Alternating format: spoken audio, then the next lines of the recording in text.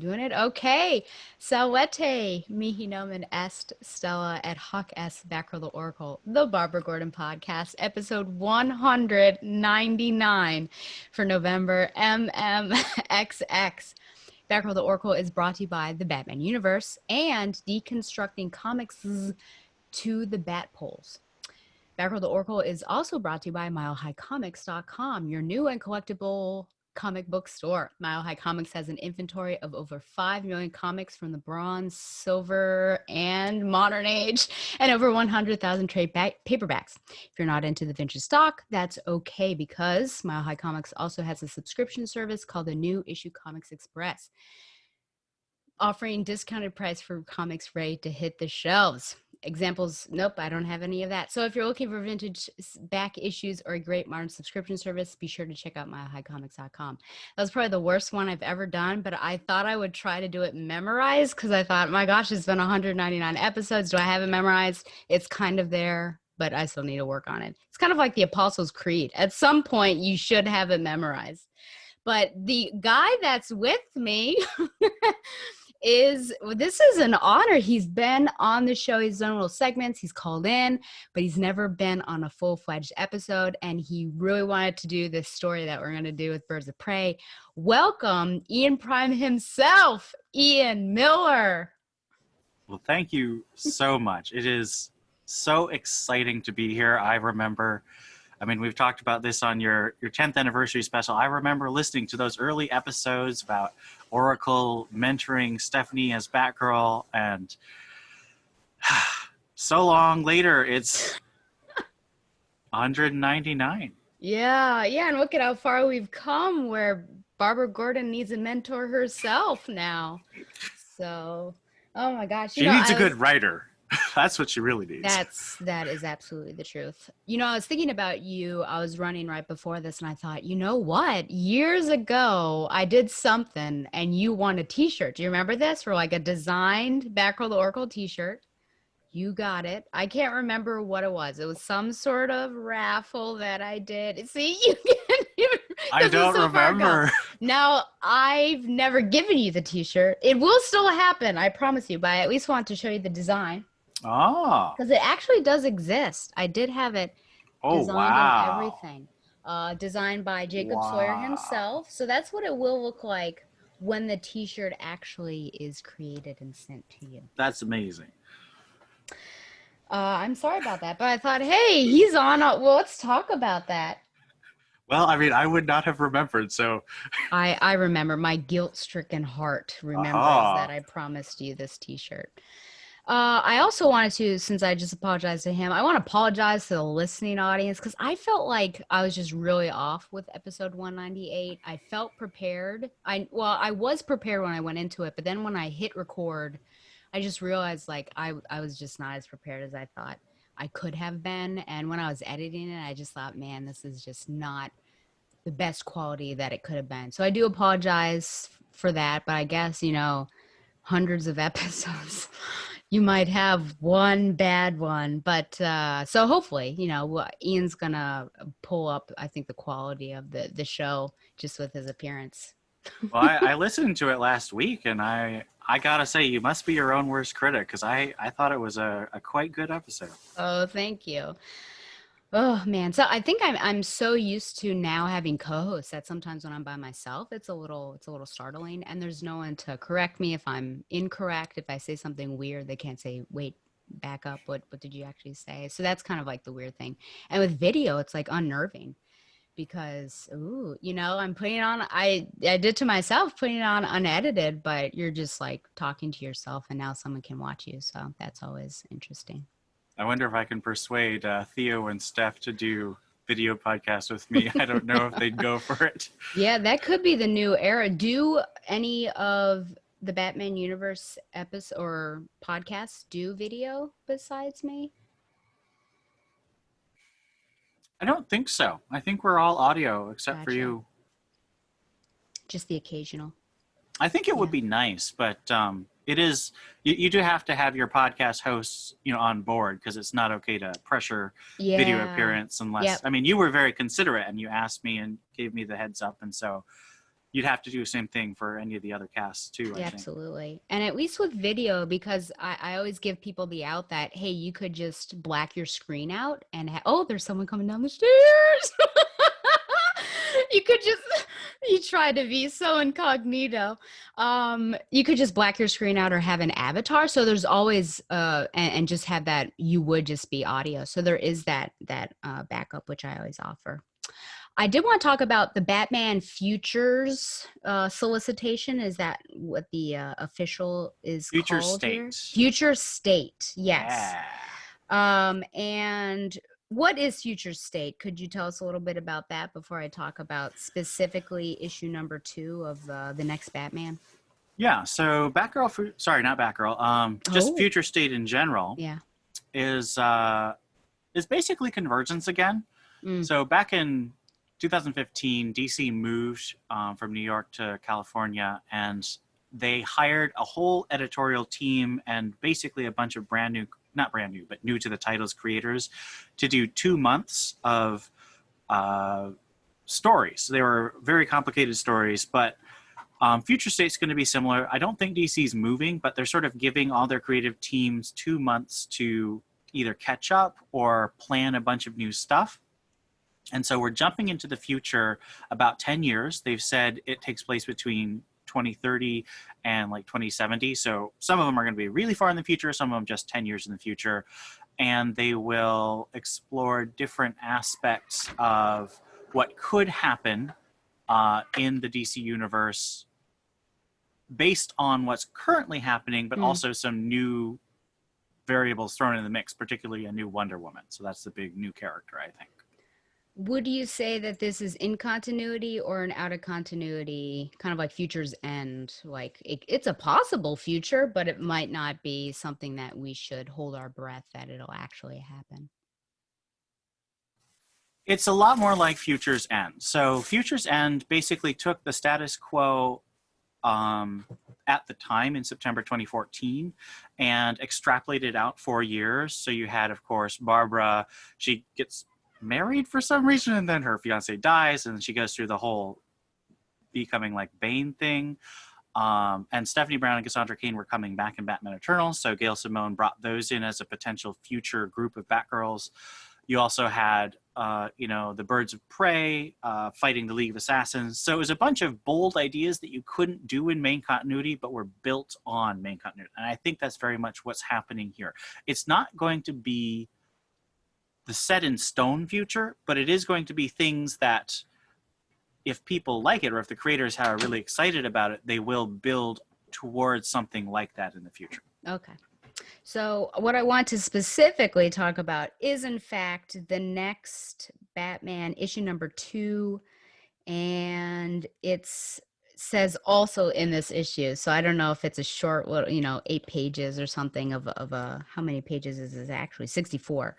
It says also in this issue, Batgirls, Cassandra Cain and Stephanie Brown find themselves in a prison where the magistrate throws heroes and villains alike when no one knows. What no one knows, though, is that Cassandra was sent there with a mission. And then, of course, there's some Gotham City sirens there. So, I mean, that could get people excited, but it's just a bummer that it's possible. It's a possible future continuity, not something that we can hold our breaths for, that it's, oh, this is in continuity. We're having the Batgirls. It's all coming together. What we always wanted, a team Batgirl. But what do you think just about that little solicitation there for that story? I think it sounds like a fun story. I have liked some of what Vita Ayala, the writer for that story, has done. I haven't read a lot of their work, but I've read a couple things that I thought were quite good. Aniki, the artist, actually did the second backup for Batgirl 50, so we'll talk about her work today later. This is clearly building off of the Joker Warzone, which was released end of last month, which your great betrayer joined us on the Batman Universe podcast to review. And that had Stephanie and Cassandra taking the bat symbols onto their costumes again as a symbol of hope. And I thought that was very much setting the stage for the next step of Stephanie and Cassandra's place in the Batman universe. And I'm hoping that this backup story is the herald of what they're going to do with the Batgirl characters in March when the main line comes back. Now, we don't know for sure, and the rumors are that Stephanie, Cassandra, and Barbara are all going to be showing up in the Batman title by James Tynion. So we don't know for sure what's going to happen, but I mean, they've cut so many titles. They've cut Batgirl, they've cut Batman and the Outsiders, they've cut Young Justice and Teen Titans and Batman Beyond. All these titles are ending. So they're going to have new titles coming out. And I think a lot of us are hoping that this backup is going to lead into a new Batgirl's title in the main line. And I would be very excited about that. I mean, I'm excited about this too. Yeah, I mean, clearly we're going to talk about it. We're going to hash it out and rage about it. But 50 didn't really leave us with much, with a slight exception, which we can, of course, talk about. But it is interesting that all of this is coming into Batman's title. So, like I said, yeah, it might be something that I'll have to start checking out once again. But thank you for all that. I wanted to mention that I think it's exciting that Stephanie and Cassandra are going to be in Batman, because even though it's a backup story, so it's not a full series, it's in Batman, and Batman's the biggest selling title DC has. So there's going to be so many more people who have a chance to see this than if it were just the future state Batgirl title. So I think that's actually a really cool move on DC's part. Yeah, and hopefully editorial keeps a better and closer eye on things that are being written. We very much hope that. Yeah. But it does look, I mean, I saw Mariko Tamaki is one of the writers on one of the I mean, it seems like they have a good slate of artists, both writer and pencilers coming up on those books. So it could be something might be worthwhile to check out for sure. Okay, well, the next thing, I haven't talked to you about this, but of course, this is our Find Your Joy segment, which is also known as Shag's Mac and Cheese of Comfort and Joy. What has been giving you joy in these times, Ian? Whether it was in the past, what were you doing when quarantine was really in full force, or what are you doing now that you know, when it's just hard to get through the day? What do you do that brings you some joy? So a couple of things. The last time I was fortunate to be on your cast, we actually talked about Emma, and I recently rewatched that with my brother and sister-in-law, and I loved it just as much this time. It's a fantastic movie based on one of my favorite novels. So Jane Austen's Emma is definitely a big thing giving me joy. And I also just finished my reread of Stephanie Brown's Batgirl run, which I've been posting on Twitter, and that was fantastic. Just so many great character moments and arcs, and of course great art by Dustin Nguyen and so many others. Yep. And now that I'm done with that, I've actually been reading Hawkman by Robert Venditti. Now that series is also ending, but I'm planning to read one issue every day until the final issue releases. So it's all like one big story in my head.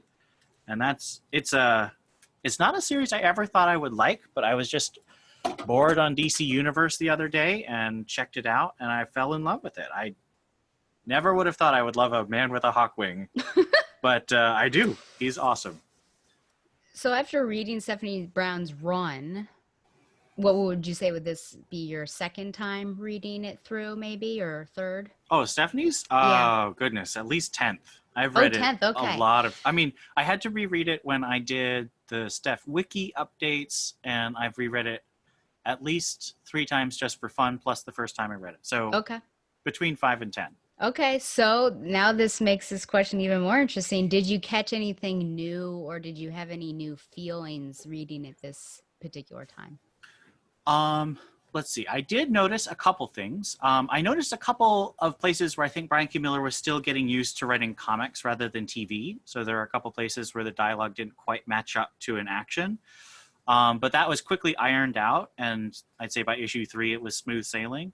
I also really noticed sort of the structure of the issue. So the first year of the book is all about Steph proving herself, first to herself, then to Babs, and then to Dick and Damien, and then to Tim, And then finally, the last arc in the first year is the flood, where she saves the whole city. So there was that really cool building of relationships that she gets through in the first year. And I think that's the biggest thing I noticed this time through.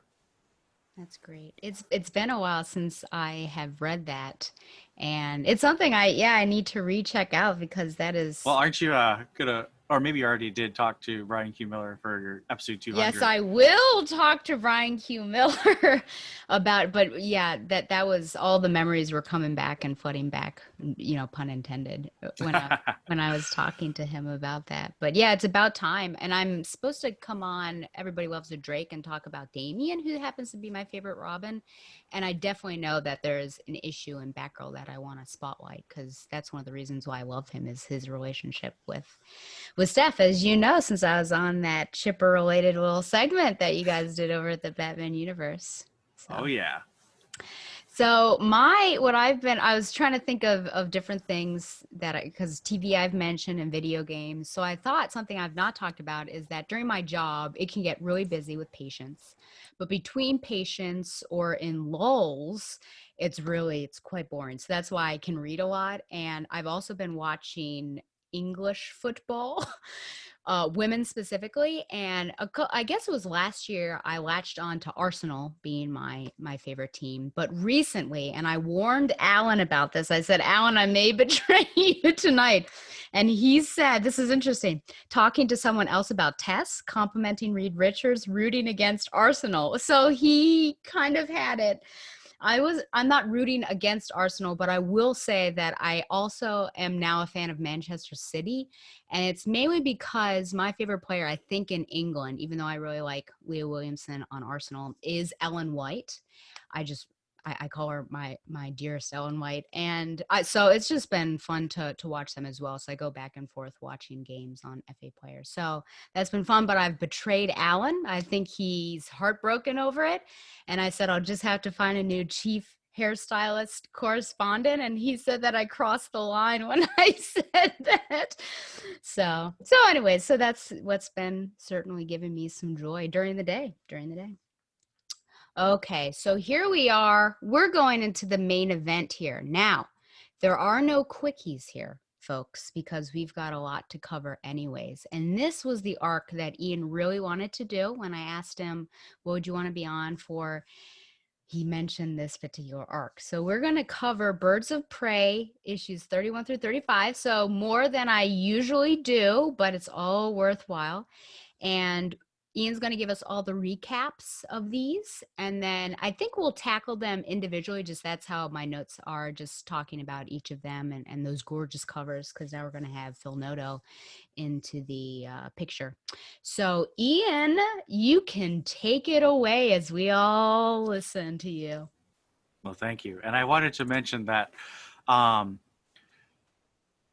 the DC fandom or wiki, they didn't have summaries for these. And when Stella first approached me, this is months and months ago, I noticed that there weren't summaries. So I decided to kill two birds with one stone and write the show notes for this and update the wiki. So all of the stuff that I'm reading is from the wiki, but I wrote it myself. Oh man, that's great. So if there's a future podcast that covers this and they said I used the DC wiki, then it's you. That's right. Well, I mean, you should check the edit history because someone might have come in after that. But that's true. The core of it is all me.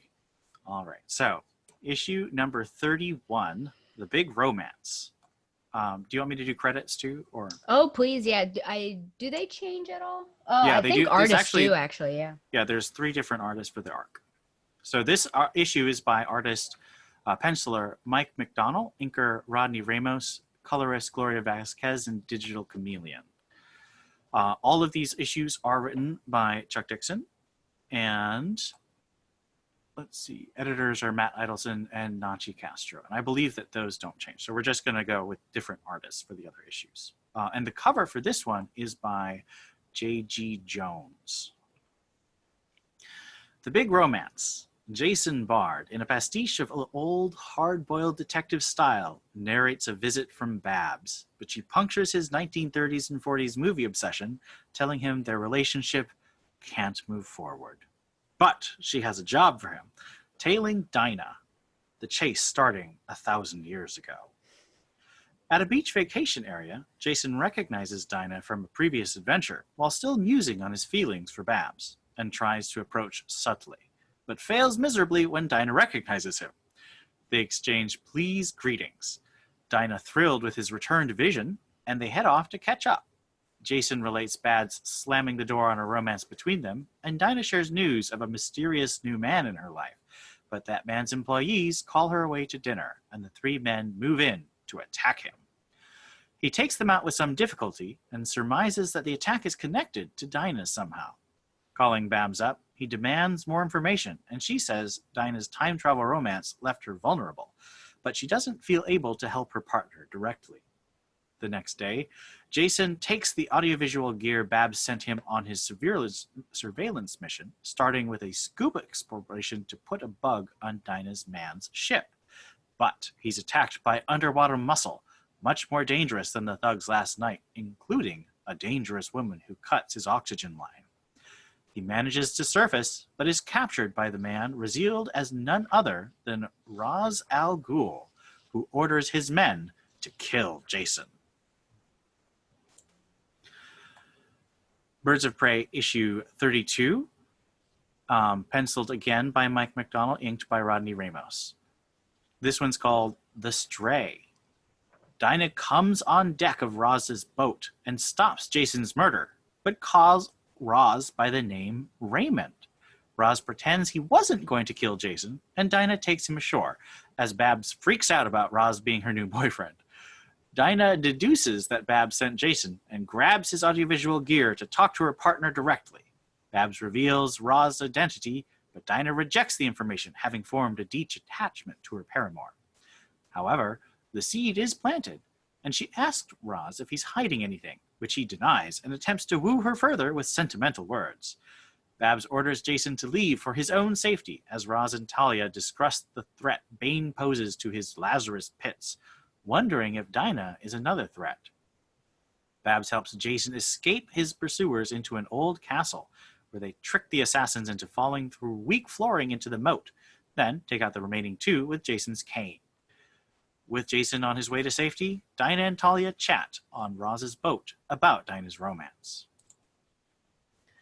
Issue number 33, penciled this time by regular series penciler Butch Jackson Geiss, cover now by Phil Noto. This one's called The Courtship. Dinah swims around Roz's boat in the Caribbean. Roz kills a moray eel to protect her, then voices his concern when they return to the boat.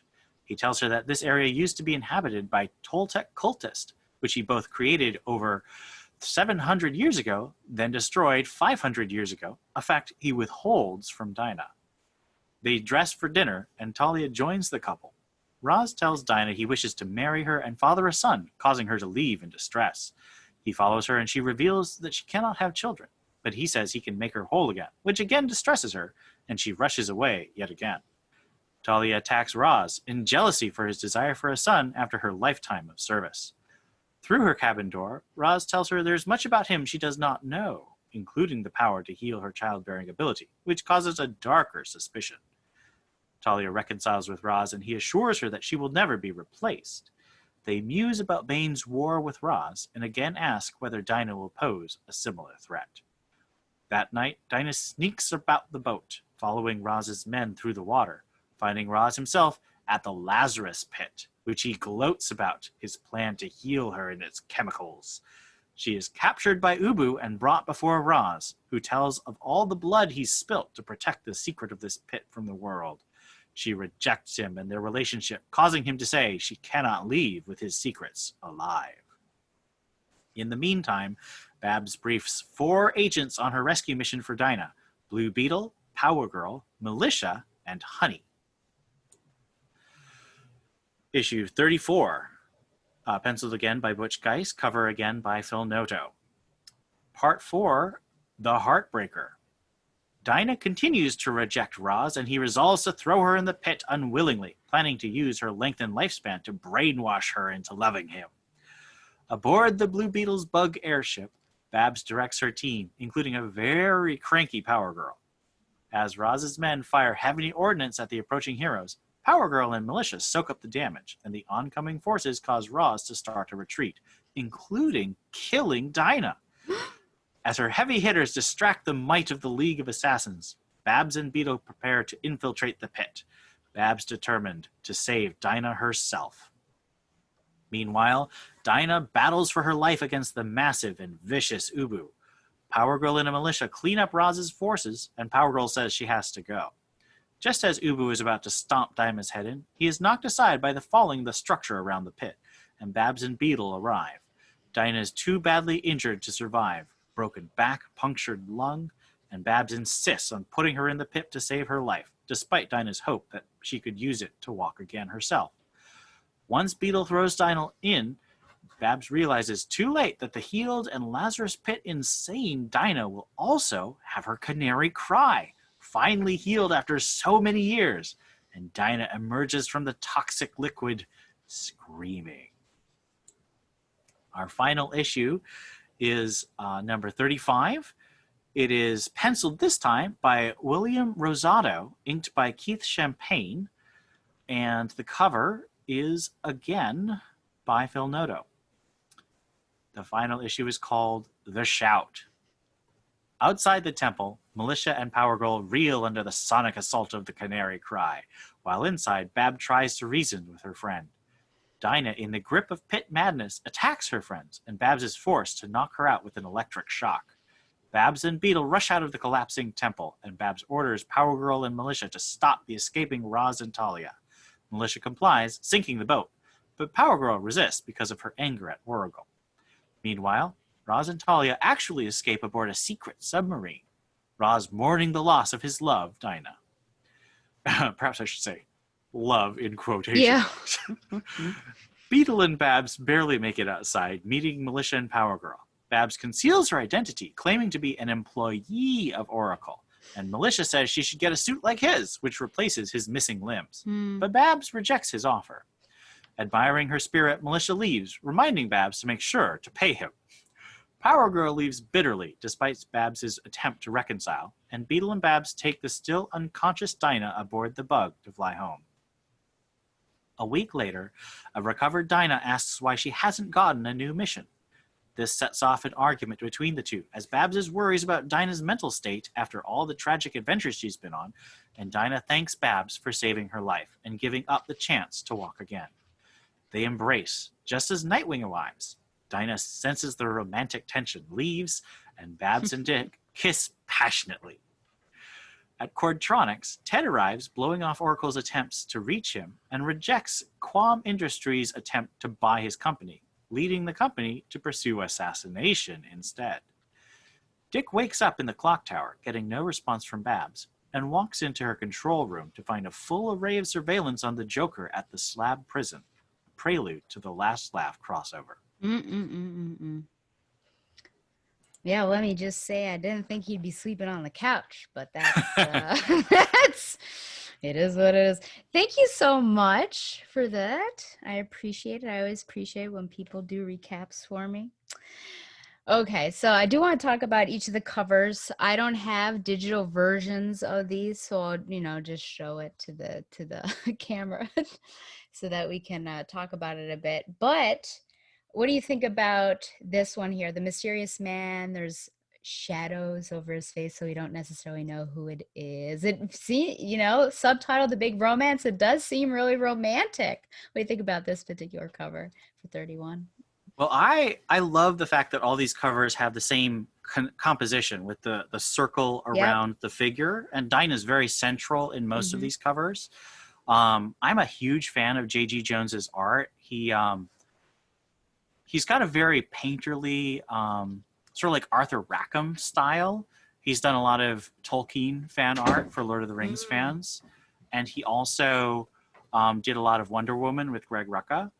And so he really renders Dinah in a very romantic way, which befits the lettering of the big romance. Yep. I like this one just strikes me at how lush the colors and the lines are. Her hair is waving like that, and you've got the little scroll work around the circle. It just, And one of the things I love about this arc is that it starts off with all this romantic talk, but then the real purpose of the arc is revealed in the final cover. So I think Mm-hmm. that's just a really cool build.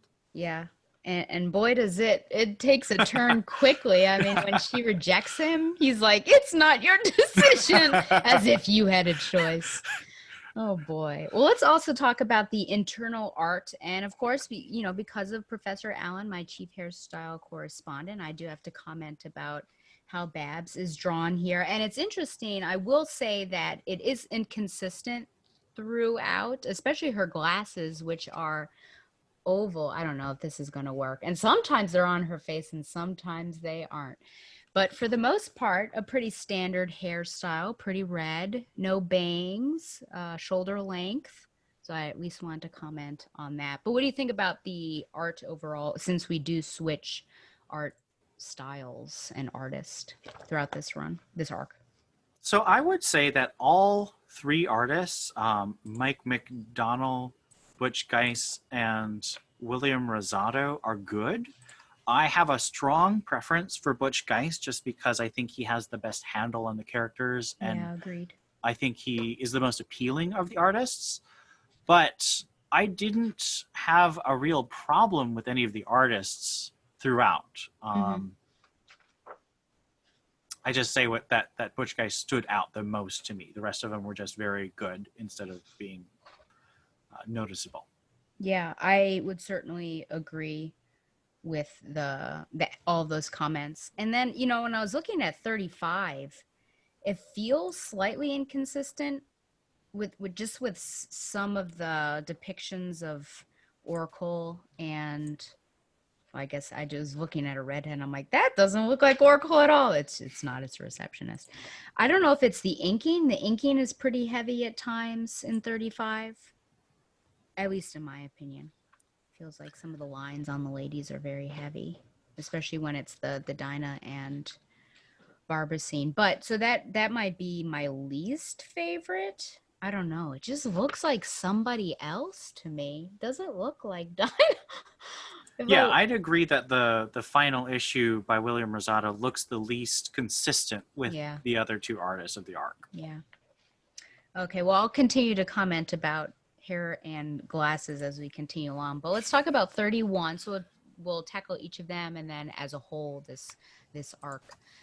So let's first off, we've got Jason. Jason is our narrator. He is our focal person. He is the man in the field as Oracle is in the chair behind this. How does it work? Does it work to have him? Did you enjoy having him as our mouthpiece?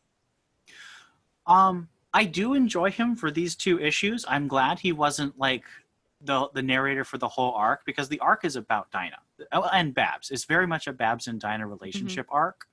So I wouldn't have liked it if he was the narrator all throughout, but it was a really fun little bit where he's pretending to be like, Humphrey Bogart in the beginning. I thought that was hilarious.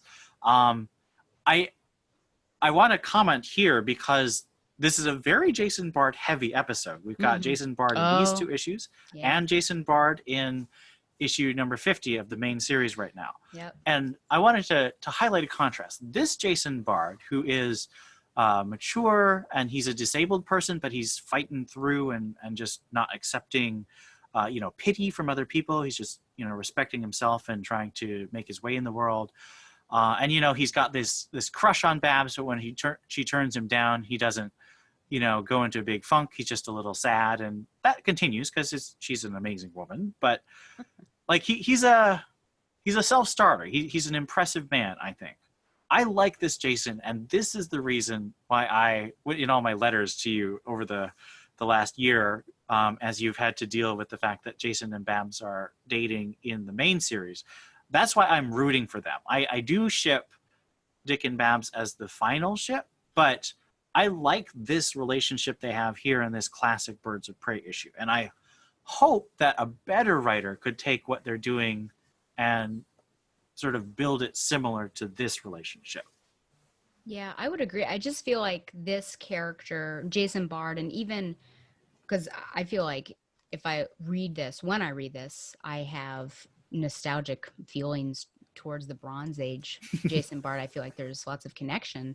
He actually has character, Mm-hmm. Whereas the one that we have in Batgirl has a lack of character, and it seems like he is molded around how Barbara is portrayed. So it's like whatever she's doing, that's how we're going to write him.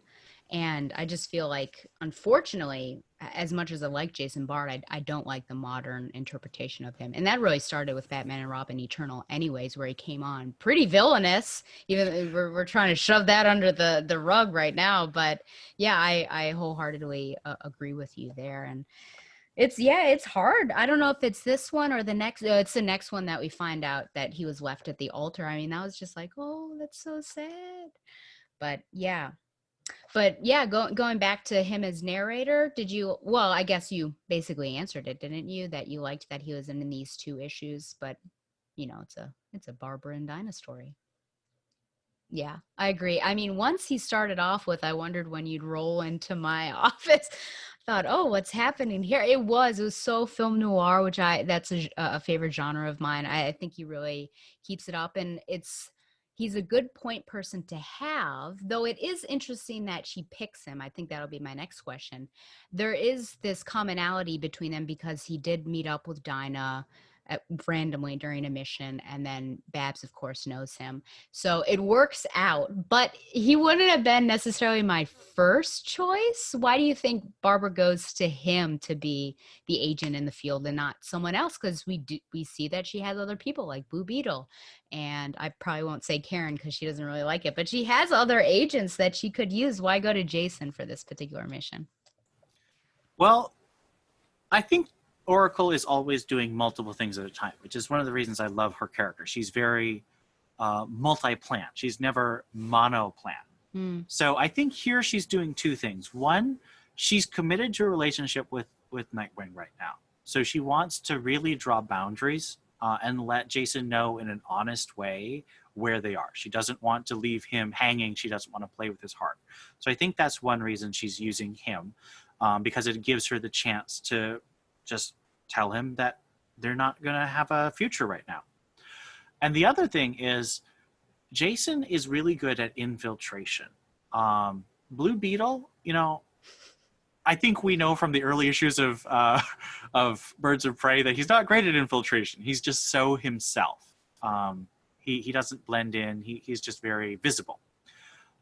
Jason can disappear. He can observe from a distance. He can fit in and be observant. I mean, he's a classic private eye. So I think that's really why they wanted to use Jason as this specific field agent at the beginning. Yeah, I would agree. I think it's his quiet infiltration, whereas other people might be louder for sure. But she doesn't give him much info on what's happening. Is it believable that, uh, well, I'll save that second question, but is that poor form on her side that she doesn't give him more information of this, Dinah's with this guy, it's a little shady, I don't, but she only gives him a piece and he's got to discover it on his own and then ask, why didn't you tell me more? What do you think about that? Well, I don't think Dinah. I mean, clearly Babs didn't know that it was Roz at the beginning. So I think if she'd known it was Roz, she might have sent more backup because League of Assassins is out of Jason's weight class, as we see. Yeah. But I think she was just worried about Dinah's heart, and she was hoping that Jason, being very observant, could give her information about Dinah without necessarily having to interfere with Dinah's life. Like, she didn't ever intend Jason to have to see and meet Dinah. I think that it is a flaw. Another reason I love Oracle is she is a flawed character. She's a character who tries to guard her heart by making some decisions to keep things private that maybe should be shared more with people she trusts. And I would say this is an instance of that. But it's a very understandable instance because she really wants to try and walk a line between respecting Dinah as an adult, but also being really concerned because she's been through so much recently. I mean, this has been a really action-packed last year of Birds of Prey. Absolutely. Yep. Yeah, I was just looking. I enjoy that simile that he says, "You're treating me like a mushroom here, Barb," as she's working out. And she says, "Excuse me, keeping me in the dark and feeding me manure." Yeah, and she does say that, you know, it was stupid that she didn't tell him that it was Dinah, and he feels like he recognizes her, but of course he didn't have the use of his eyes when he was first with Dinah, so I think that's um, why it takes him a little bit. But there is one point, I was trying to find it, where she actually says that it's not how her and Dinah's partnership works. I'm trying to find where this is. But I just wondered if that seemed believable. Is this near the end? Do you remember this? I'm going to have to flip through. Yeah, I remember that line, but I don't remember if it was in this issue or the next one. Um, I mean, this honestly, the end of this issue is really the first time where we get to see Dinah and Babs have a normal conversation for a while, which is one of the reasons I love this arc, because I share you and Carolyn's sort of feeling like Babs and Dinah finally meet and hunt for Oracle, but then they never really get to hang out. And this is one of the first times you really get to see them hanging out. And so that's one of the reasons I love this arc. Absolutely. I did find it wasn't here. It's the same scene as the mushroom scene. And he asks, why am I following her? She says, I'm worried about her. And then, so call her and tell her that. Dinah and I don't have that kind of partnership. And I don't know. I guess maybe because it's the beginnings of their relationship, it could be believable.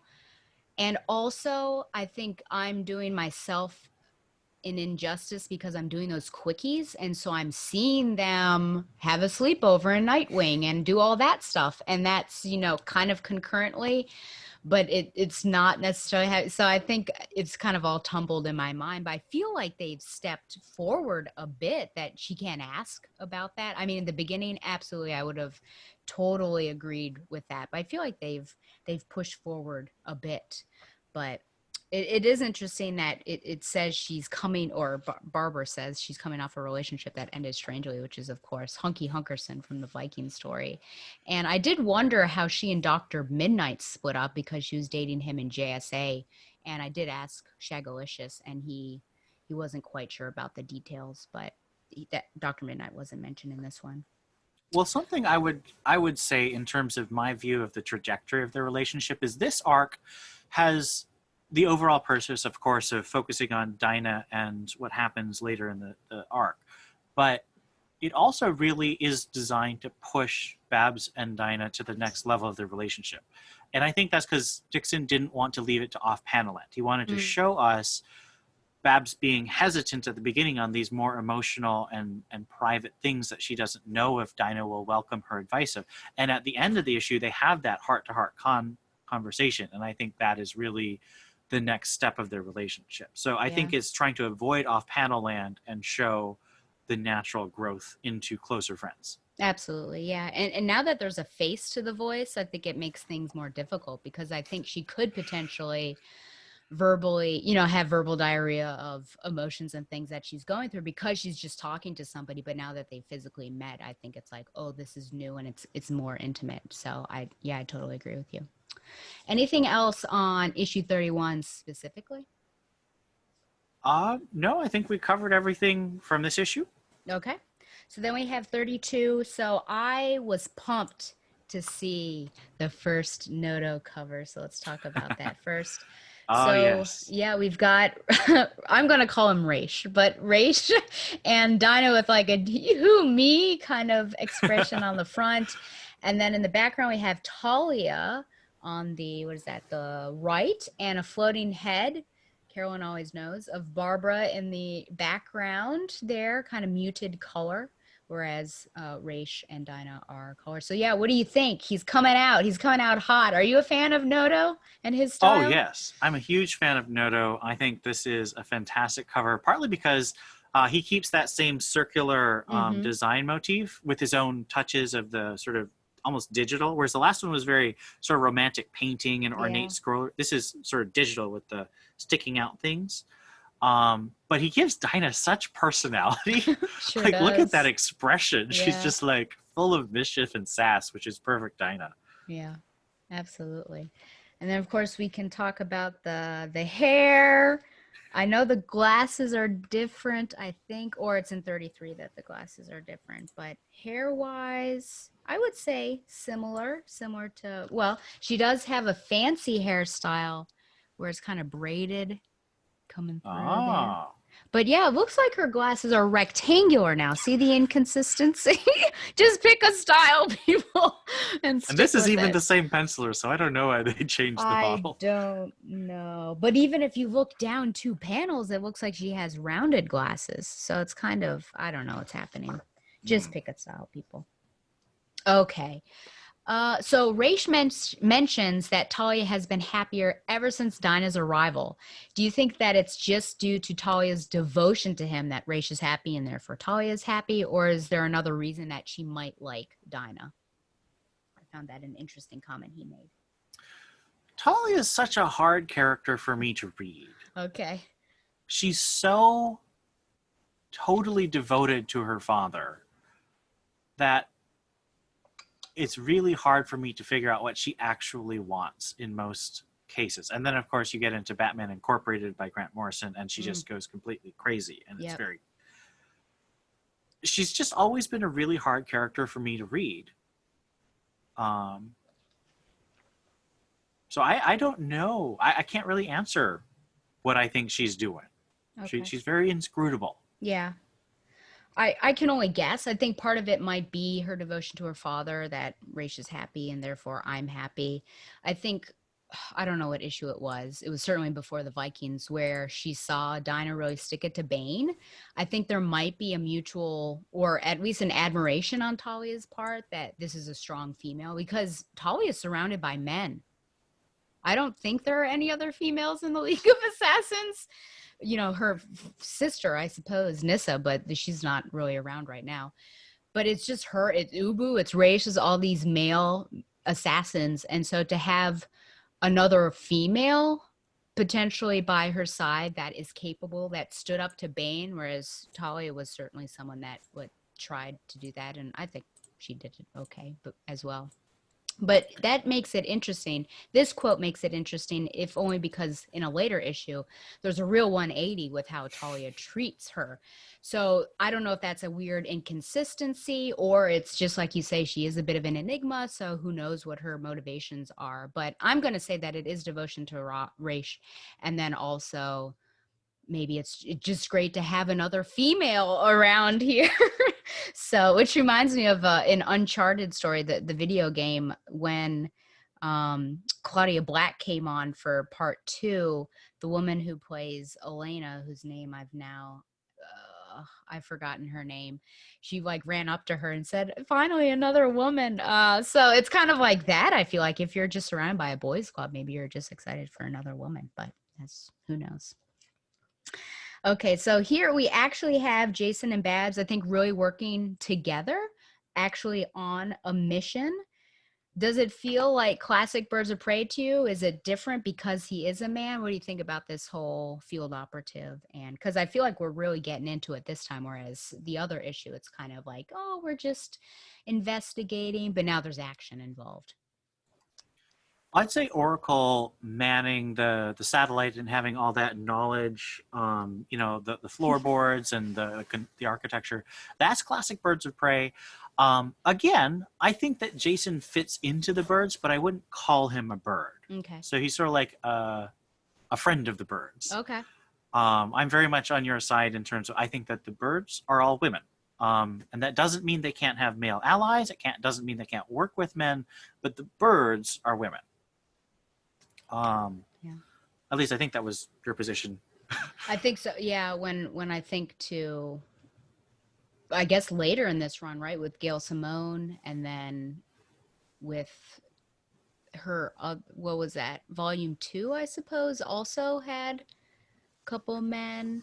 Oh yeah, Hawk was in. Oh, Hawk. Oh, this is bringing back memories. Oh man, alive. Yeah. No, I mean yeah, I just feel like it's a badass all women team. I think it's something that is unique, and why can't it be? But Mm-hmm. yeah. Agreed. Yeah, so side agent that we have, and I think they work well together. I mean, he certainly has his questions, especially, how does she have all this information and everything? But he's a capable guy. I think it really fits his character. I think he does a good job. Now, I do have to say this panel is very startling, especially if you're a member of PETA, which I'm not. But of course, the sheep, and then at the end, it was a bunch of sheep for the listeners there. It does Well, say, it was specifically a bunch of sheep that he drove into with a car. yes, he did drive through them. And at the very end, it says, to be continued. Please note, no sheep were harmed in the making of this comic book, which I thought was really, it was cute. It was cute and fun. So I do appreciate Chuck Dixon and his humor. Yep, I thought that whole action scene was just classic. Yeah, it certainly was. Very, Mission Impossible or James Bond-esque, Yeah. for the classic car chase scene. And I did mention this before, but this was the issue that we find out that Jason was actually left at the altar with Barbara. So just to know how serious that relationship had gotten. Anything else on 32 that you want to talk about? Not much. It's all building. This is still Yes. it's still in the romance phase. It Mhm. hasn't quite revealed the ultimate end. And I think my overall, because there is something that happens in the beginning of this, that I don't want to ignore, that Ubu has Jason in his clutches, but I want to save that for like an overall question about Dinah and her character. Okay, so we are moving on to 33. Now we've got Carolyn Nose cover again because you have a floating Barbara head. Boop, boop, boop. You also have Blue Beetle, of course, and then the Oracle symbol. And then it looks like it's a shield, doesn't it? A shield, and light is cracking through the shield almost. And then, of Either a course, the shield full. or maybe like a portal, a door or something Yeah, opening. you could be right, especially since it does take place in kind of a temple. Yeah, So yeah. it could potentially be. And then a full-bodied Dinah there. So any thoughts, any specific thoughts on this cover? I mean the light, I mean this is the issue where you really start to see where the arc is going. Mm-hmm. So the light shining through is really indicative of that to me. And of course Dinah just looking really strong. I mean those legs look like they could kick the head off a bear or something. It's just fantastic, Mm-hmm. the composition. And I just think that Noto has so much personality because you have Babs with her glasses slightly pulled down, so that gives her an expression, and then her eyebrows have a little quirk to them. I mean, he has these great faces that he does that I think are what set him apart from a lot of artists who sort of draw the beautiful face instead of giving it a personality. Yeah. Now, I can totally understand why he did it. Doesn't want it to look busy. He also doesn't have a lot of room, but he chooses Blue Beetle, even though there are, of course, other people on that mission. It seems like a wise choice. Obviously, she's been on a mission with him before. There was some flirtation there as well. But do you feel like, oh, it is a bit strange because it's not like well, I guess he is highlighted over the others. But do you have any like thoughts on, oh, well, what about all the other Militia and Honey and Karen? AK Power Roll. I would say that there's a connection with Beetle because of his history with the title that I think made them. I don't know if this was his choice or if this is editorial, but it felt logical to me that he be the one who'd be on here. And like Militia and Honey are really just there for muscle, and Karen, of course, will get her own story much later in this arc. Yep. Not this run by Dixon. That was one of his final stories that he told. And he's sowing the seeds. I mean, we can talk about that now, but there's tension every time Power Girl is in the same space as Barbara. And even if Barbara is off and Barbara's communicating with someone, which she does, she communicates with Militia, and she's got these thought bubbles of like mean things, basically. So it's really interesting that how much he has sowed the seeds of this. I just feel like that it's a smart writer. And now modern times, these seeds are sown, and I'm thinking Birds of Prey New 52. Seeds are sown, and I'm waiting, and then it never happens. Oh my goodness, that last cliffhanger of the first arc. Yeah. Never addressed. I know, that's what I'm saying. How did But that here, happen? yes, but here at least, we can trust that Chuck Dixon, he's doing this for a reason. All these little details, which I really appreciate. But we're getting a little bit more of like, oh, what's happened that has made this so bad? But we won't know until a little bit farther on. Okay, I thought it was this one that she had different glasses, but I can't find it unless it was another one. Eyeglass Well, shape, she's yeah, I do barely like it. in this issue. This is such a heavy Dinah Yeah, it is issue. heavy Dinah. I thought I had seen some that looked like aviator style, but maybe I'll find it, maybe I won't. But here we go. Okay. First of all, interesting outfits for dinner. I don't know if you caught on to that. Carolyn would certainly catch on to it. I'm trying to see if I can pull up it's just, what are you wearing? But, They're wearing Caribbean summer on a oh boat my stuff. gosh. Sure. Daughter, stepdaughter, and stepmother wearing scandalous things. Okay, that's fine. We'll go. Okay, so here I we mean, go. it's not that scandalous. Dinah's is like a sports bra type bikini. Yeah, but It dinner? seems more actiony. But I mean, it's dinner? hot. I mean, Oh my I gosh. sympathize. It's quite hot down there. Okay, that's fine. That's fine. Okay, so this is what I was talking about. Talia calls Dinah a witch. So I thought this was such a change, and I wondered, what did she think her father wanted? She was shocked that he wants marriage. I mean, did she just think he wanted, as I call it, pelvic affiliation? I mean, what's going on here? What thoughts on Dinah's turn, as I'll say? You mean Talia's? What did I say? Dinah? Dinah. See, that's why it's good to have a co-host. Yes, thoughts on Talia's change in perspective regarding Dinah? Well, I mean, this one actually makes some sense. Whereas before I was still sort of on the outside. This one I really understood because, as I said, Talia's whole character is subsumed in serving her father, Mm-hmm. and she is rewarded by him trusting her absolutely. She is the number two, the Darth Vader to his Emperor Palpatine. And there's a line in the recent, well, what was it? Talia showed up in something recently, and she said that. Oh, that's right. Okay, so in Deceased, the digital first zombie thing, Talia was talking to Damien, and she said that the only way she knew her father loved her was when he killed the people who threatened her. Mm. Um, and I would say that she doesn't have a good sense of her father's love because her father's a terrible person and Mm. doesn't express love in a healthy and appropriate way. So she also doesn't know how to express love in an appropriate and healthy way. And so when she's threatened with the potential of a new heir, a stepbrother, she reacts with great fear. And that felt really realistic to me, not sympathetically, because I've always loved all my siblings, but it made sense on a very human level to me. Okay. That perhaps, daddy, all of daddy's love will go towards this woman and not me. Yeah. Yeah. And I So, think that was actually very reasonable because Raish is not a very I stand by what I said. He's not good at expressing love in an appropriate and healthy way. yeah. Yeah. I get that for sure. But do you think that she thought that I don't know, what did she think this relationship with Dinah was between her father and Dinah? Because that she seems so, I thought she was a plaything, a moment's distraction.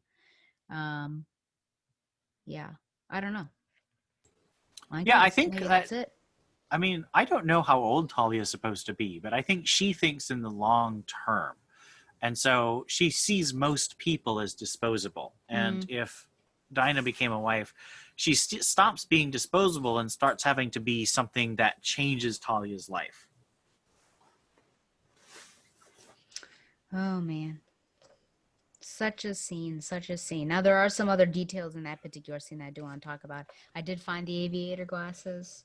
There they are. There they are. Okay, just wanted to say that. So we're told via Babs that Dinah's coming off of a strange relationship, and even Dinah, I think, is a little bit off kilter because of Hunky McHunkerson. But is she so off that her danger radar would be off? So this is what I was talking about in the previous issue. I mean, she's watching Raymond and ordering Ubu to basically incapacitate Jason. Jason wasn't doing much. I mean, it was a bit suspicious, but does she not see anything that's potentially dangerous about Raymond? Is she just off, and we can say like, yeah, she's nursing a broken heart. She's not working on all four cylinders, I guess, as they say, or is this a bit out of character for Dinah? I would say there's two things that make this work for me. The first is that Dinah's clearly rebounding. When you're rebounding, you're very vulnerable. You tend to jump immediately into any sparks of feeling, and you fan them into flames. And so there's all that really kind of unhealthy infatuation that she's got with Raish, who she thinks is Raymond. And also, she's on vacation. Like, I know I'm obviously not in school anymore, but when I was in school, I would not be terribly interested in doing school type things when I was on vacation in the summer. So I think she's got the double whammy of rebounding and being on vacation. So why does she have to evaluate everyone as a potential supervillain? Yeah, that's true. That's true. She is timed out. And she does even threaten, I don't know if it's in this one, that she's never coming back. I can't remember if it's this issue or not. So it seems like she really wants to be out of the game, the superhero game. So I guess that Viking issue, which is so interesting, that really deeply affected her. I think, whereas Carolyn and I think we're just like, this is an interesting mission, get back to Babs and Dinah. But it actually was more than that for Dinah actually living it. So that is interesting. Well, this is probably an easy question, but what does it say about Raymond that his vision of a perfect woman is one who is able to bear children? What do you think about that? Does it say anything new about Raymond that we haven't already known? And by Raymond, I mean Raish or Roz. Don't feel pressured to call him Raish. You can call him Roz, sir. Well, I just did a marathon of the Christopher Nolan movies, so that's kind of why Okay. Roz is in my head right Gotcha. now. I don't know my Roz history enough. I don't know when the idea that his very evil scheme. I would like to point out this is super, super evil. Yeah. His scheme is to basically reincarnate himself in his own child. Like that is actually, I think, in some versions, what Damien is. Damien is supposed to be the body into which Roz will implant his soul or his memories or something. Because his own body is dying, and it would be easier for some time for him to have a young body to grow strong again. So I don't know when that happened. I know that in Batman Beyond, he actually transferred his consciousness to Talia. Yo, you sure did. That was such a weird episode. It was creepy. So I think that was actually around the same time as this issue. So I would say that the idea of him impregnating someone who he thinks will make his child/receptacle's body stronger definitely is in character for his evil, eugenics loving, immortal, craving supervillain self. I like. It is gross, but I mean, he is a supervillain, so it's not like unusual. Yeah. And I mean, he did try to, I guess I'd have to think about what his views on women are in general, because I mean, he's always wanted to have Talia be married to someone or have some equal partner or partner that at least he can stand. But I feel like that's still part of his eugenics plan to create a worthy receptacle. Yeah. Because, again, that was what Damien was for with Batman. Yeah, for sure. Yeah. So, but if he loves Talia, it's interesting then what part, I mean, she's just, I don't know, a part of the plan. almost. So I don't, but is Dinah, does he have any true feelings towards her? I mean, we've already established that he loves in a strange way and doesn't show it healthily or properly, but do you think he has any affection towards her or just sees her as a means to his ultimate goal? I think that he admires her spirit and her, of course, her physicality. She's one of the greatest martial artists in the DC universe. So he admires both her physical strength and her mental discipline that you need to get to that level of skill. And I think against his will, he kind of does end up giving her a part of his emotional heart. Mm. Because at the end he's like, "Oh my, I've lost Dinah," and I think it was a little more than just his plan being ruined. But I mean, just the fact that he does have a small part of him genuinely in love with her doesn't mean that he's not, completely inappropriate and unhealthy. And his whole plan is just really gross. It is pretty bizarre for sure. I wonder also about the scene where we find out that she can't bear children, and or I guess potentially we revisit the wounds that she suffered during longbow hunters. And for any sort of trauma that we're revisiting, I think it should carry a lot of weight with it. Do you think enough weight was written and shown in those particular pages? Did it come up too soon? Was enough time spent? What do you think about that scene in particular? I thought that Dinah's reaction was very nicely done. I think it might have been nice to have maybe a couple of captions of her thoughts. It wasn't a very internal scene. We just saw her from the outside. Mm-hmm. But I thought her reaction felt very real. And I like the fact that that is the turn. After that, just blatant display of really strange pressure from who she still thinks is Raymond, that's when she starts investigating. So I thought that it was deliberately constructed as an emotional turning point for Dinah, and I think it worked well that way. Yeah. The only bummers, I guess I'll say, is that number one, she didn't have this sort of conversation with Babs. I think that could have been really deep and meaningful. And she doesn't have a good receiver to talk to in Raish because he's like listening, going, uh-huh, I can cure that. So it's like there's not very much empathy there. It's just like, okay, he's hearing her, but he's not really listening, or he's listening but not hearing, whichever way you want to go. So that's the only disappointment, I think. And it comes quickly for me. Like I wish maybe, well, I guess we don't need her to focus on that trauma. We do want, these characters who have suffered trauma to not let that define them. But it's just interesting that it comes all out in this particular arc. And so I think that's the only thing that I miss really, is that she wasn't able to talk about this with Barbara. But like you said before, really they're just starting off in this intimate part of their relationship, so it's not like they've had time to really hash out, hey, what was it like to be in longbow hunters? Oh, hey, what was it like to be in the Killing Joke? So I guess we can only do so much. Anything else from 33 in particular?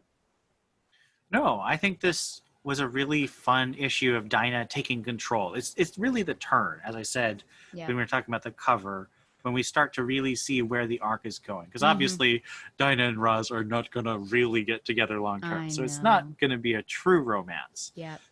So I liked starting to see where it was going in the long run. Mm-hmm.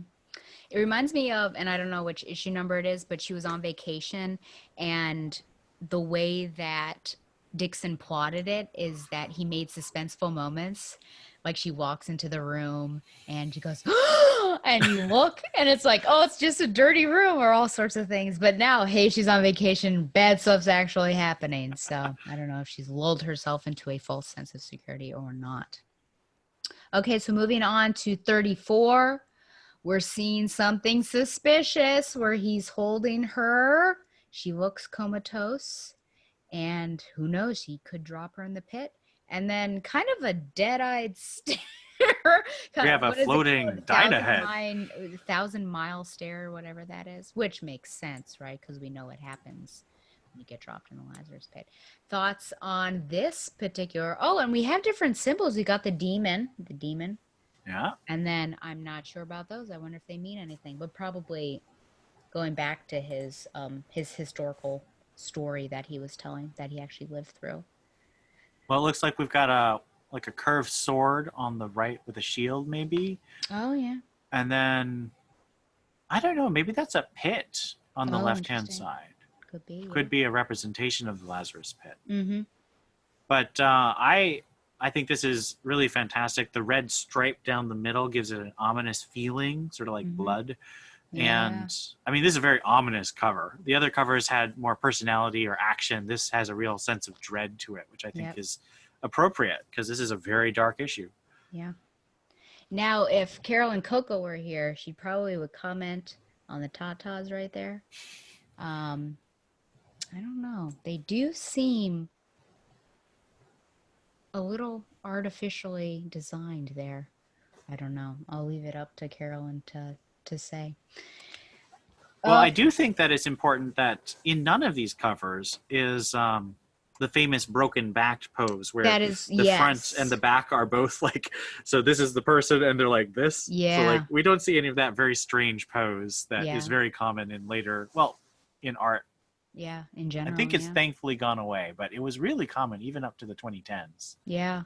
In 33, the very first page is her diving, and I was looking, I was like, no, that's a pretty good dive pose. So Yeah. they Yeah. did a good job there. Okay. Ooh, do. Yeah, it's the tension between Power Girl and Oracle. I mentioned that, and then the outfit. Do you have anything to say about that without spoiling, of course, what we know about it? Does it feel too? I mean, she seems like a really terrible. Well, she seems like a mean person, frankly. Like, but that's because I'm biased. I'm like, give Babs a break. But when I think about how Power Girl is here, and then I think about how Batgirl is in 50, I'm like, they're both kind of jerks, aren't they? But yeah, do you have any thoughts? Do you feel like, knowing what you know, that this is warranted? This is warranted behavior and anger? So I would not say it's warranted, but I would say it's very understandable. When you finally get a chance to read the backstory, it's a rich story and it explains both sides fairly. And I'm still on Babs's side, but it was hard choices that had to be made, and I understand why Karen is so hostile, and she is really hostile. Yeah. But she also, I mean, she shows some honor in the next issue in respecting Babs's secret identity. So I think she's still a heroic character, even with the bitterness. Yeah. Were you at least surprised about that? That's in 35, of course, but that was one of my points, that she didn't let on to Babs's true identity to Militia. I was a bit surprised because she was so hostile. So I think that was supposed to be, you know, a pet the cat moment where she's like, I will do the right thing, even though I really don't like you. Yeah. So I thought that was a good moment. Yeah. So all we know really is that there is a high death toll, a catastrophic death toll in some mission. That's all we have so far. And Power Girl blames Babs, but she also blames herself. I think she owns up in 35 potentially. What do you think about her outfit? Well, this is a very strange period of Power Girl's life when she's Atlantean. And I was just actually exploring some of Aquaman's mythology on the various wikis today, and I was just really confused at how many people have been Aquaman and all their complicated family trees and their magic systems. So I just sort of know in the back of my head that this is Atlantean Power Girl who's magic based, and I kind of just accept that. I don't delve too deeply. I mean, it's a nice one. I still don't understand her most famous one with the window over her boobs. Yeah, that's such a strange outfit to me. For many people, I suppose, except for teenage boys. But even as a teenage boy, I did not get it.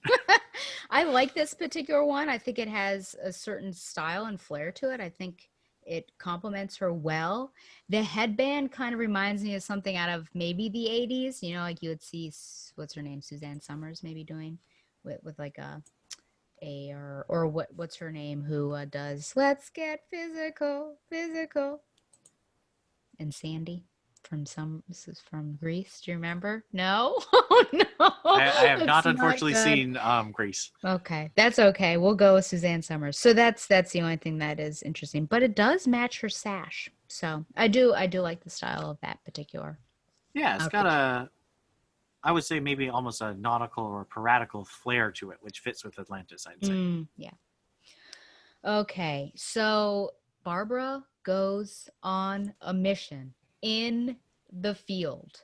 Okay, she's dropped down by wires. Her chair is dropped down by wires. I chuckle a bit at this, and I don't know if it's offensive or not, but I only chuckle because that temple cannot be wheelchair Handicapped accessible. accessible.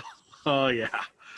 So I don't know what's going on, but we'll give it the benefit of the doubt. But what's the significance of Barbara physically being in the field on this mission? Well, this arc to me is the true sequel to Hunt for Oracle. Mm. Because it's the second major rapprochement of Babs and Dinah. It's the second major time where they have a chance to have a face-to-face. And I think Dixon really wanted to construct it so whereas Dinah was the one to come to Babs's rescue in Hunt for Oracle, Babs could have that moment where she could come to Dinah's rescue here in the big romance. And I also think she needed to be there for the choice she makes to have any meaning. Mm-hmm. Because she makes a really hard choice. Yeah, But absolutely. I think that also for Barbara, it wasn't a hard choice at all. Mm-hmm. Yeah, for sure. I totally agree with you. I think there's good symmetry here with this story and the hunt for Oracle. I also think that Oracle is really putting her heart on the line now, and I think she's really investing in the relationship because she was sending an agent, she was behind the lines sending Jason to check in on her, but now she's in the field going to go and help her friend, and I think that that action is really powerful and will push forward that relationship. So, yeah, I totally And I'd agree with say you. that the fact that she made a mistake by sending Jason instead of talking to Dinah is Mm, part of what propels her into coming herself because she really yeah. wants to show Dinah how much Dinah means to her. Yeah, absolutely. Do you like that Blue Beetle is with her? Do you think Barbara could be on her own, but maybe it doesn't make as much sense given the circumstances and her physical limitations in this old temple, I mean. What do you think about his presence there? I would say she needs someone just because those stairs are ridiculous. And if you want any Um, kind of speed, you're going to need a two-person team on there. mm, I also think that Blue Beetle makes a lot of sense because of their previous history, and they really do have a sympathy. I mean, I don't really ship them, but I did think it was kind of cute when they were e-dating. yeah. So I think that he's another character like Jason who has that tie to her, and he can really be a male ally to the birds, and specifically to Barbara because of their history. Yeah, absolutely. And then with Dinah, so she is really beaten up badly by Ubu. And I felt like this was inconsistent with her particular character. I understand story wise, it was certainly necessitated to make that huge choice. But she was able to a certain extent, beat up Bane in a previous story. And so I just wondered what happened. What happened to the shot to the cojones that we saw before? Do you take any issue with how much she is beaten up by Ubu and she really has no, I don't know, it's not a fair fight it seems like at all. She's got no chance with him it seems. Well, I do think that this fight is a little bit weak in a couple ways. One is that we don't quite see Dinah taking the blows that cause this catastrophic damage. Like, she is mortally injured in this fight, and we don't really see Ubu just landing that spine breaking blow or Yeah. the rib crushing. So I think it could have been a little clearer in the way it was drawn. I also think that given Black Canary's skill, I mean, Ubu, of course, is a really terrifying threat. I mean, Mm, Ubu is Raz's number one assassin. He's Raz's personal bodyguard. So that is a very formidable post. And so I don't mind that Ubu can take Canary. I do kind of wish it had been multiple guys, so it felt more like yeah. Canary was holding her own but losing because there were just more than one really top level assassin shooting. But I also would go back to the fact that Canary is off. She just came back from the past with a very disordered heart just because of Hunky McHunkerson. And she also, she's on vacation, so she hasn't been Yeah. doing her katas and stuff. We never see her training. So I think that she wasn't ready. Yeah.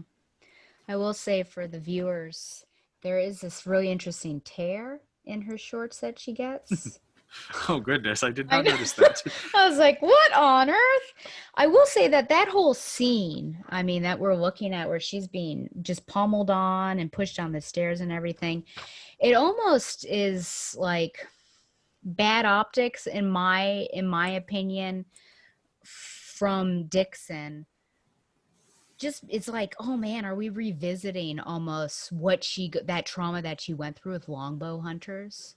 And I understand the point of all this, and of course we're pushing towards that choice, which is really the climax, I think, of this whole arc, potentially her in the Lazarus pit and Barbara forcing her in there. But it's just hard to watch that knowing that she went through something similar. And like you said, I think it would have been better had it not been one man, had it been the League of Assassins, because then you could see her have her agency, like actually show this is how capable she is. And I totally agree with you that she is off her game with the heart and then not training everything. But I feel like maybe, just with Dinah, I almost wish that she had been given a better a better fight for her. It's just hard. It's hard to watch and just be like, wow, she's being traumatized again. And then, a man saves her. Blue Beetle, I don't know, one punches. We don't really even see, but Well, it was clearly Blue Beetle. Well, I would disagree. I think it's actually the way I wrote the summary and the way I read the thing is that the temple is collapsing around them because of Okay. the devastation that militia is pounding on the temple. And I think that part of the ceiling collapsed on Ubu because you Okay. see all those rocks Yeah, around him. that is true. Yeah. So, I mean, you could argue it's still militia, he's still a man, but it's not him saving her directly. It's just sort of the circumstances of the location, and she was saved by the rock, really. Yeah. She lucked out. She did. And that happens. It sure does. Yeah. Do you want to talk about this huge choice? That Dinah Well, says no, Babs, you go into the pit, and Babs says no. well, as I said, this is a really meaningful choice because Lazarus pits are devastatingly guarded. I mean, as Raz says in this, he's made them all into fortresses. So it's not like you can just go there for fun and get a cure. And I think Babs wouldn't do that herself anyway because she's found a place to be a hero where she's more powerful than she was before. But the temptation to walk is so intense. And obviously, when DC decided to give her the chip in the New 52, that was a great joy to her. But I think that, as I said before, it's not a choice at all. Dinah's dying. She has to save her. So I think maybe later on she might have some regrets, but really, Dinah means so much to her that she would never regret a second of making Dinah the one who goes in the pit. I also, yeah, and wholeheartedly agree with that. And I will say that it's great that even though it's an emotional moment, that she still is cheeky and says, "And let you be the hero again," which I absolutely love. But I will say that I wonder if circumstances would be different. I don't even know if Dixon was thinking about this. I'm sure he knew. He's an intelligent man. This is not the first time she's been offered a cure. So at least two times in my memory anyways, you've got Underworld Unleashed, I believe it was called, where I think his name was Neuron offered her to be able to walk again and she said no. And then there was I can't remember who did this, but in Justice League when there was a huge threat and it was a longer story, someone else offered something to her. So this is potentially the third time that she's been offered. So I don't know if it becomes easier for her to say no, but I wonder how the temptation would be if it were the first time. But at the same, this is Barbara Gordon we're talking about. And to have her, we're getting close to best friends, her best friend practically in her arms, bleeding out, about to die. There's no way that she would make that selfish choice and say, "Oh yeah, I'm diving into the pit." That So wouldn't be Barbara Gordon. She it just would would not not. be. It would not be. So yeah, sister, I'm jumping, and she rolls in. That'd be terrible. Though I would like to see what an insane Barbara Gordon would be. Maybe we've Well, seen. you should. We were talking about this on Twitter, but you should check out that Elseworld's Finest Batgirl Oh and yeah, Supergirl, yeah, because that's a very interesting depiction by Barbara Kiesel yeah. of a Batgirl who's gone slightly off. Interesting. Yeah, I'll certainly have to. I've got to get past the art. The art is kind of Yeah, what that gets art is me definitely the kind that we were talking about with the weird poses and up. stuff. Yeah, the cheesecake art. Hmm. Okay. Do you have anything else to say on 34? Because we're going to talk about the big curing in the Well, next. I just when I saw the pit in this issue, I realized what was happening because I read this after I read Simone's run, so I knew, of course, that Dinah had her cry again, but I Hmm. didn't know how she got it back. So I just sort of gotten used to it, and then I realized this is how she gets it back. And I'd read, the 33 issues before, and I was just that revelation just kind of blew my mind. This is how it happened. It was such a cool thought, and I thought it was a fittingly epic. Um, you know, Caribbean adventure in a mysterious island, and a genuine supervillain, Ra's al Ghul, is Yeah. involved. This isn't a thug. This is a Yeah. major threat. And so this story felt big to me. And then her going in and coming out with the cry was a fantastic reveal. Yeah. And but it's funny because of how big Raish actually is, especially in Batman's rogues, that we don't see Mm-hmm. Batman, which I'm happy about. That's fine. Oh, yeah. But I feel like Batjerk would definitely have appeared and he would have been like, "Ladies, leave him to me. This is just stay away from him. He's dangerous." So, okay, so then we get to 35, our final issue in this particular arc. So here we have could be an evil Dinah. She's breaking out of I was going to ask if the circle was breaking every cover, but no, not. But this one definitely is breaking. There's some fire and there's some light coming from her eyes. And there's a hint of the future on the bottom. Bum, bum, bum. Rebirth. There it is. That's a little joke about 2016. Oh, Um, gosh. but yeah, I mean, this is a mirror of the earlier light breaking out, but this time it's breaking out of Dinah's eyes and mouth with the Mm-hmm. cry and the resurrection. And this is it's just a powerful image of Dinah caught in madness, but you can see by her arms that she's still just so powerful. And then Yeah, it's really so dramatic the way this cover works. absolutely. And correct me if I'm wrong, but you can only use the pit once, correct? Each pit? That's my understanding. Yeah. I mean, pits are completely made up, so I'm sure there's like special pits where you can do different things. There's the Nain pit in Tom King's Batman run where it's actually a pit of exchange. You have to give a life to get a life. And so there are pits that have different rules. But Okay. the standard Lazarus pit, it's a one-time use only, which is why Yeah. it's so important that Bane is destroying them. Yeah. And I like the fact that this pit seems to be breaking down. So it's almost like the after effect of it being used for sure. Yeah. So this is a pretty big deal that we are curing Dinah since she's had those injuries since Longbow Hunters, as I said. And this was the status quo since 1987. I did ask Ryan Daly, who's a huge Black Canary fan, and I just wondered, um, if, did anyone have a say in this? Is it just Dixon could pull this off and convince the powers that be? And he said that it was mostly Mike Grell and the editor Mike Gold, who also edited Black Canary's mini and 12 issue series in the 90s, who were into that. Those were the two who wanted her depowered. By the time Dixon started Birds of Prey, he had already taken over Green Arrow years earlier, and then all the Batman books. I'm sure by then there wasn't much strong opposition to giving her the scream back. But still, 87?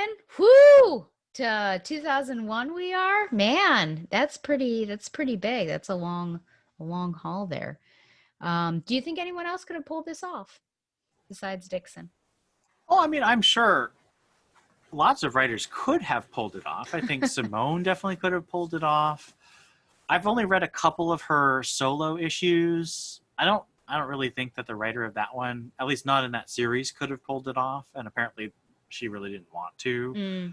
I'm trying to think who else has used Canary much.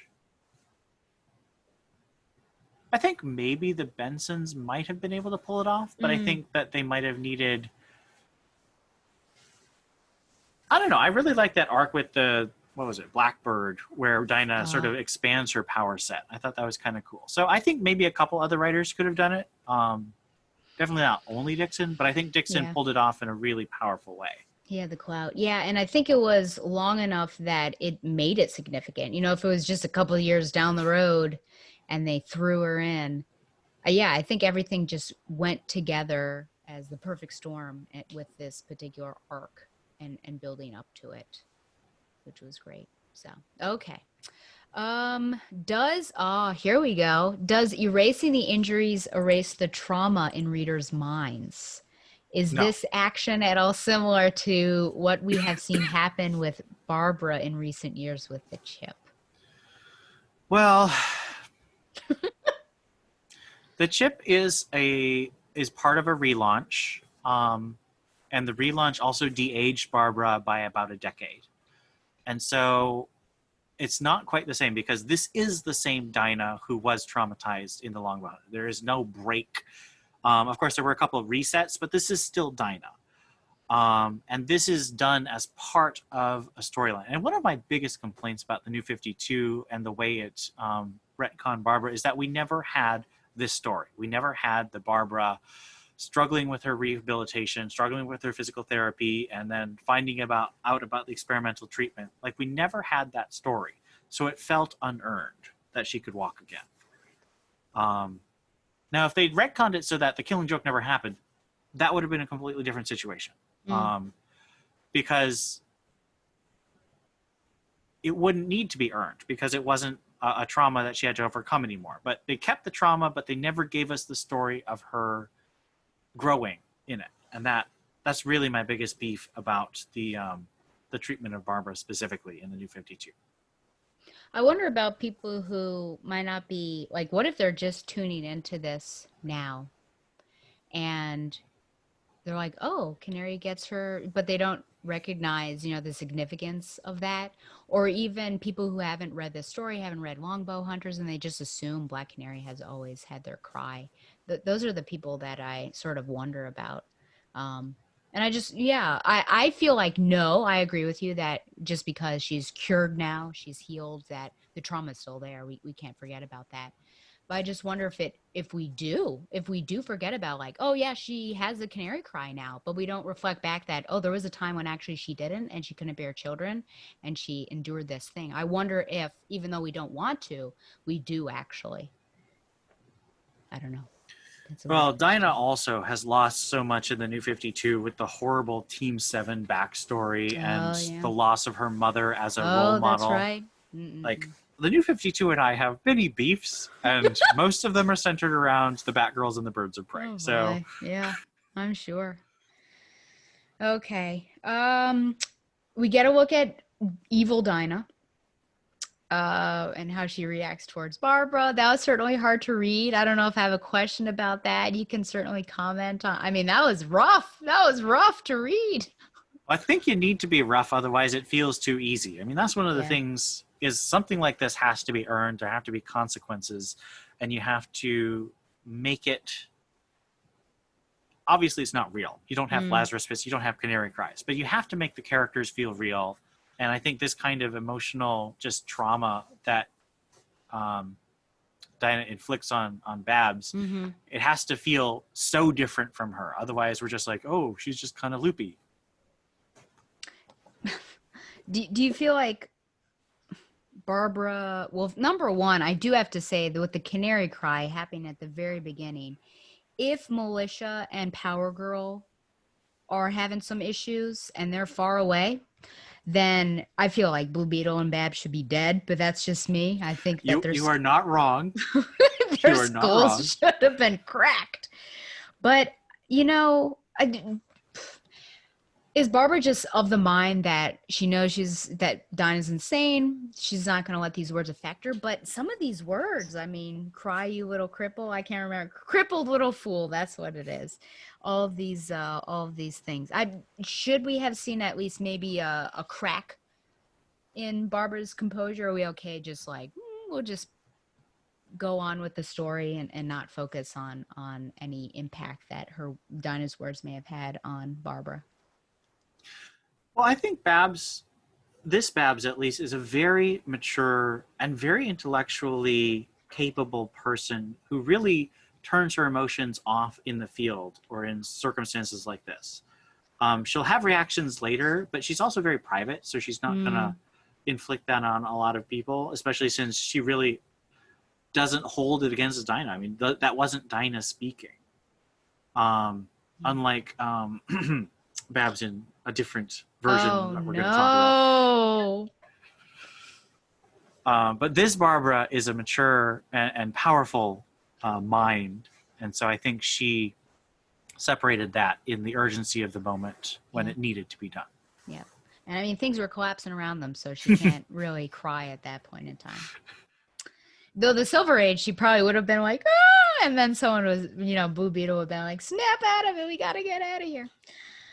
So I actually read some Hawkman and Hawkgirl from the Silver Age, and it was interesting because I think it was Gardner Fox did have Hawkgirl crying, but she doesn't cry till after the fight. She's like really capable until they win, and then she cries. So I thought that was an interesting choice on his part.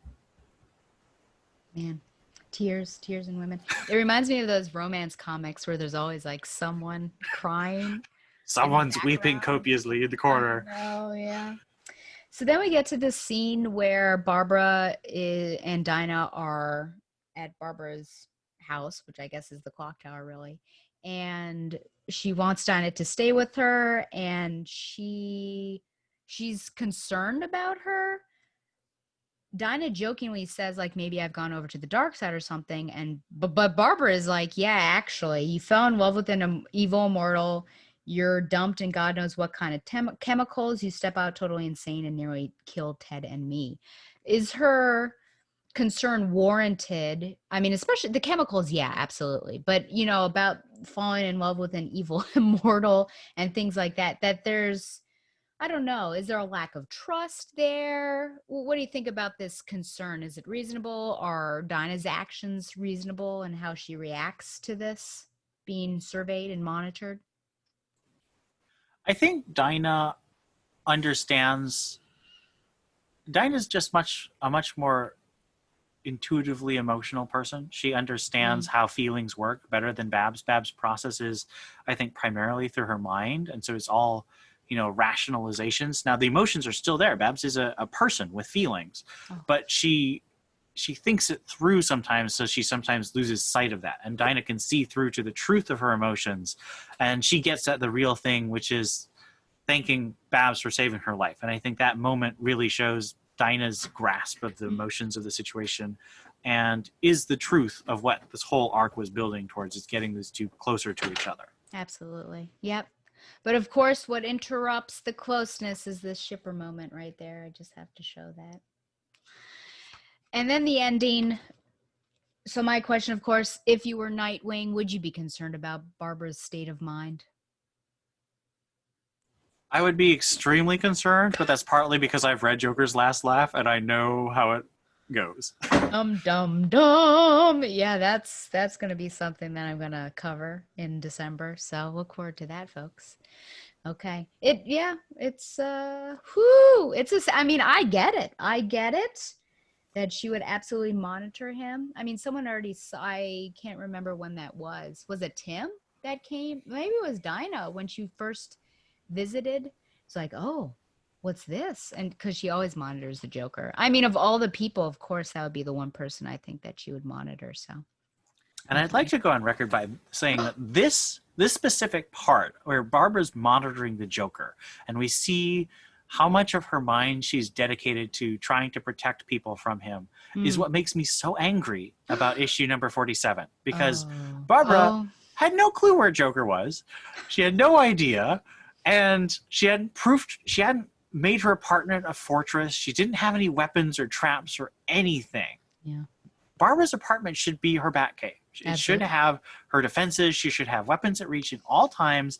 And instead, she's completely helpless and reactive. And that issue makes me so angry because of how proactive and how intentional she was with regards to the Joker in this part of the Birds of Prey. Yeah, absolutely. I mean, I've never been so angry. I mean, maybe I'll get angry tonight, but I was laughing actually a lot at 50 because of how incredulous it is. But well, that's all I have for 35. Do you have anything else on this particular issue? I mean, for me, the issue, if I were continue to read, obviously I talk about, Blue Beetle and Joker's Last Laugh and all that stuff, but for me the issue really ends with that moment of Babs and Dinah hugging, because that's where we're going. Yeah. There's two things in this arc. Of course, it starts out with this big romance and all that stuff, but that's just a misdirect. The point of this arc is to give Dinah her cry and to get these two characters closer together. Yeah. They're the heart of the series. They're the heart of this arc. And I love it. It is so... A lot of these arcs are a little forgettable in the first part of Birds of Prey. I'm not a huge fan of the time travel stuff. I'm not a big fan of the Fourth World stuff where they're fighting like the new gods and stuff. That's a little weird to me. But Hunt for Oracle, the issue where Babs confronts the Joker with the nuclear plot, and the issue where Dinah has to witness the effects of a civil war in the station, and there's all those people who kill that man who's from the other side. And this arc, those four stories stand out to me from this run of Birds of Prey as really worthwhile stories that I would give to anyone. They're just really well crafted. And this one, because it's this payoff of Dinah getting her cry and Babs and Dinah coming together closer on panel, not off panel land. They come together as friends on panel. I would give this to someone. I really wish they would make a trade of this 5-issue arc, and I could give it to people, because this is classic Birds of Prey that shows why the brand mattered before Harley Quinn. Ooh, before Harley Quinn. I might also be a little bitter about that. Oh boy. Well, I will say that apparently they become so close that Dinah walks in on Barbara, showering, like she's fine with just chatting with her in the bathroom. So that's how close they get. Out of 10 bad dates, what would you give this whole arc? I give it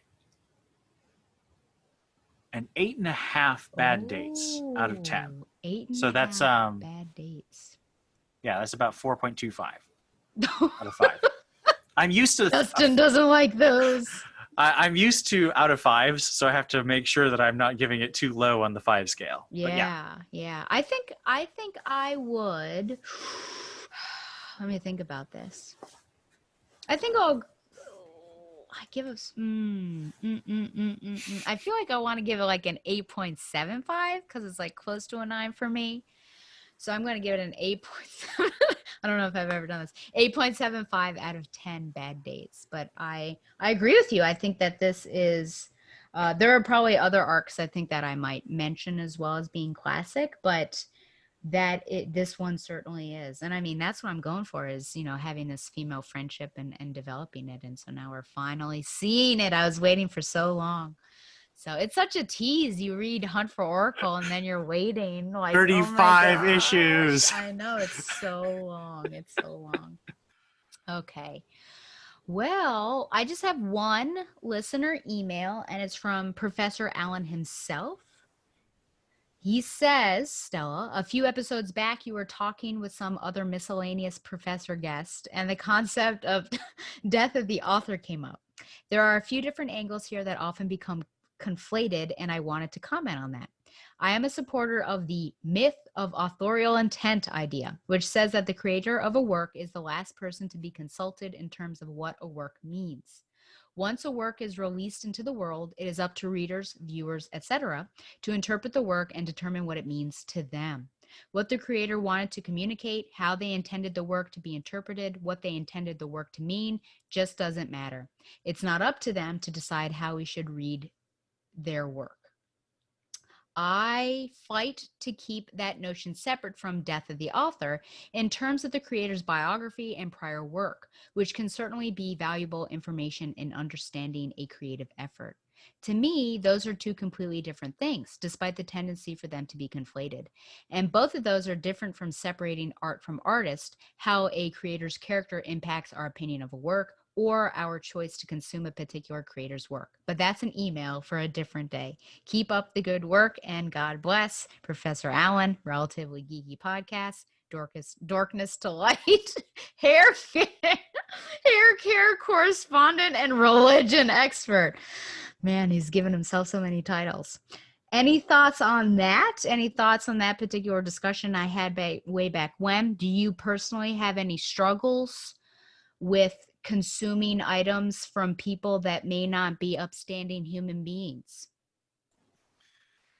Well, my favorite quote from Hamlet is probably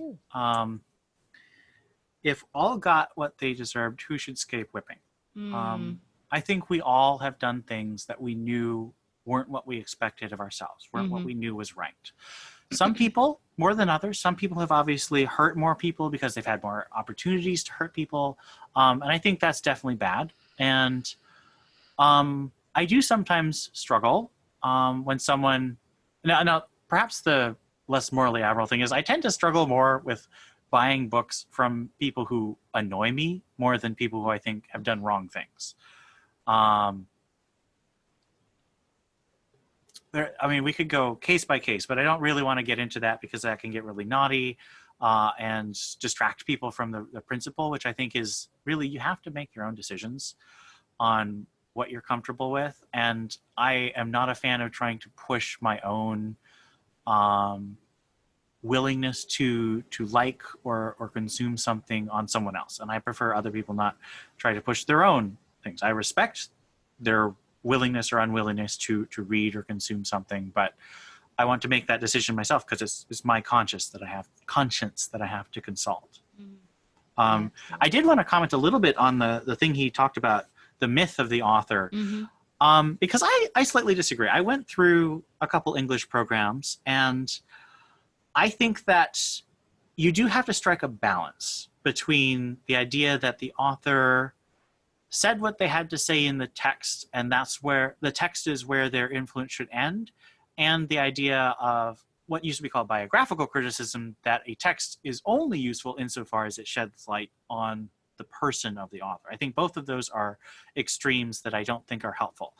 To me, a text is communication, and once I say something to you, you're interpreting it, and you are interpreting the text, but you're also looking to me for more communication, just as I would look to you for more communication on what you say.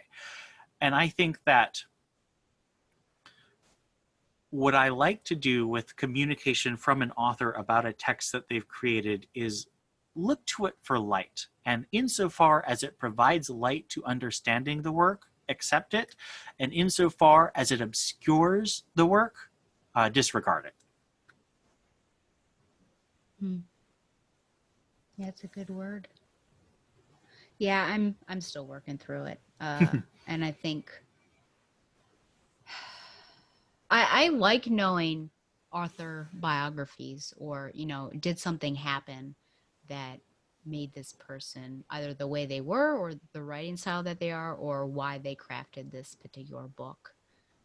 But yeah, I'm still gonna have to work through that, certainly. But Alan, I appreciate that email a great deal. I don't think I'm gonna say I disagree. I don't disagree or agree. I'm gonna have to think on it. But yeah, his other email. I look forward to your other email about the consumption of bad products or consuming products from bad people. I don't know. Okay, guess what, people? We're going to take a break and we're going to steel ourselves. We're going to gird our loins, as they say. When we come back, we're going to Oh boy. review Batgirl 17 from 2001 and Batgirl 50, aka 102, aka 205, the finale from 2020. But first, it is Zaius's Radio Hour featuring Silver Lining. My Silver Lining? No, I think it's just Silver Lining by First Aid Kit. So see you guys soon.